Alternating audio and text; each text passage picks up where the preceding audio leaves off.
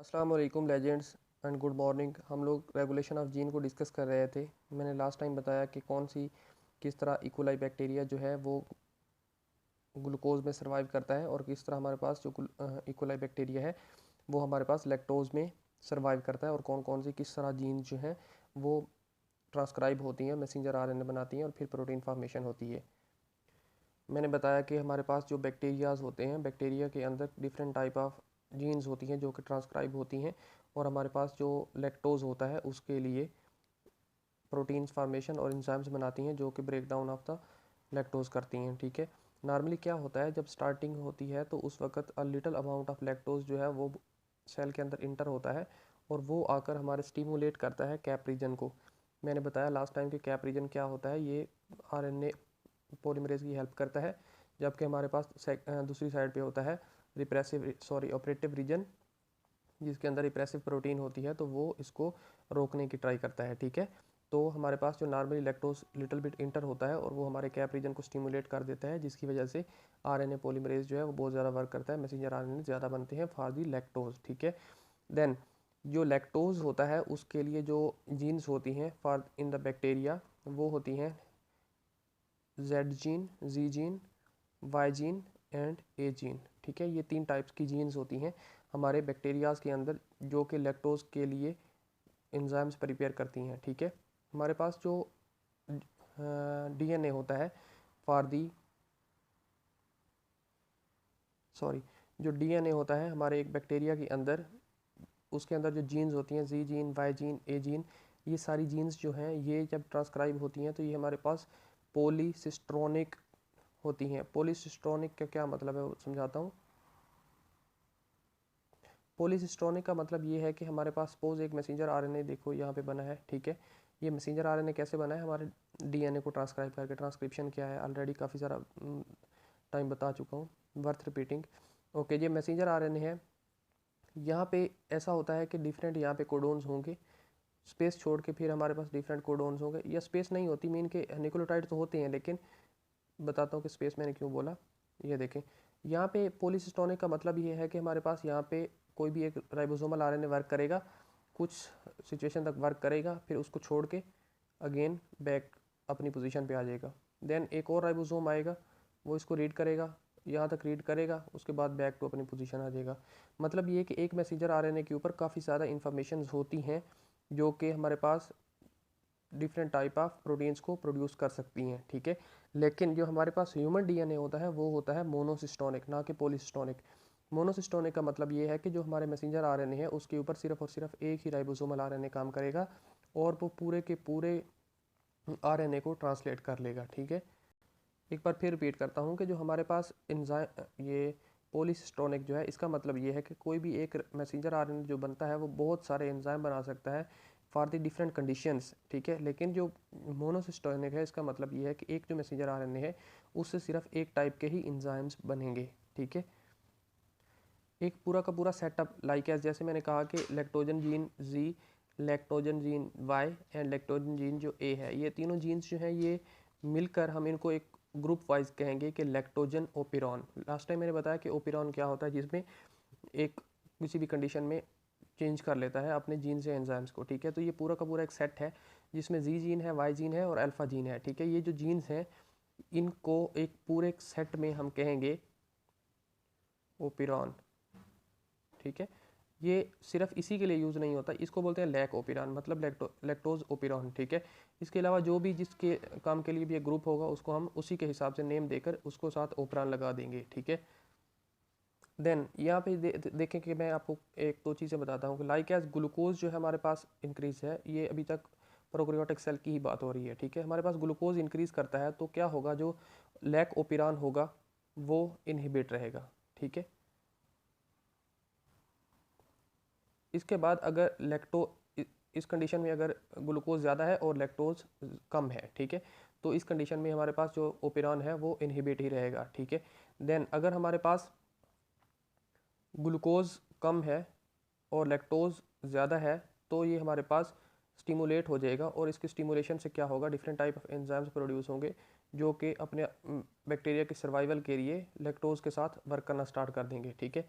Then हमारे पास एक और कंडीशन आती है जिसमें हमारे पास ग्लूकोज भी हाई होता है और लैक्टोज भी हाई होता है, ठीक है। तो इन दोनों कंडीशंस में हमारे पास जो लैक्टोज ओपिरॉन है वो हमेशा इनहिबिट ही रहेंगे, ठीक है।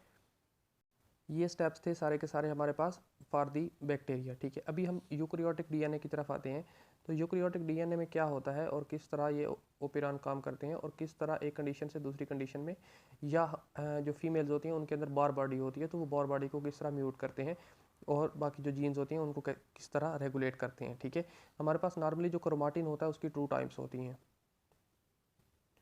क्रोमाटिन की 2 टाइप्स कौन कौन सी होती है? क्रोमाटिन की 2 टाइप्स होती हैं, एक एक्टिव फॉर्म होती है और एक इनएक्टिव होती है, ठीक है। Inactive plus active.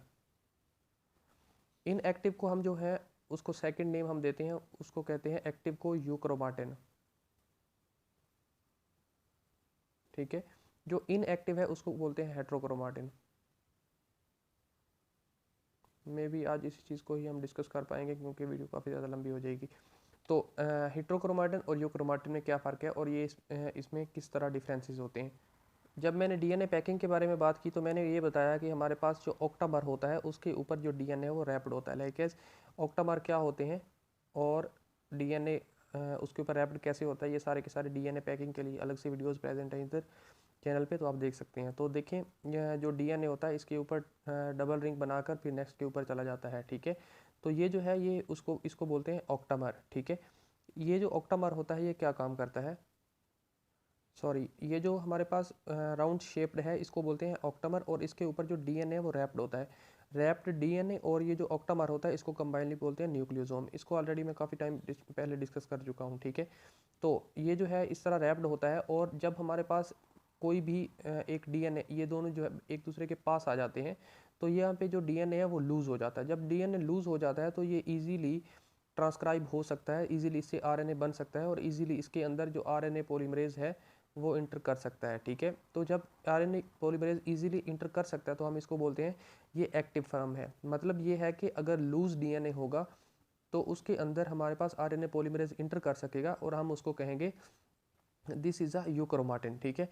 लेकिन अगर ये बहुत ज़्यादा टाइट है, मतलब ये जो है आप एक दूसरे के पास सॉरी, एक बहुत ज़्यादा रोटेट कर डीएनए इनके ऊपर बहुत ज़्यादा रोटेट हो जाता है और यहाँ पे जो डीएनए वो स्ट्रेच हो जाता है, मतलब खिंच जाता है बहुत ज़्यादा और टाइट हो जाता है। इन टाइट कंडीशन में हमारे पास जो आरएनए पॉलीमरेज है वो वर्क नहीं कर सकता।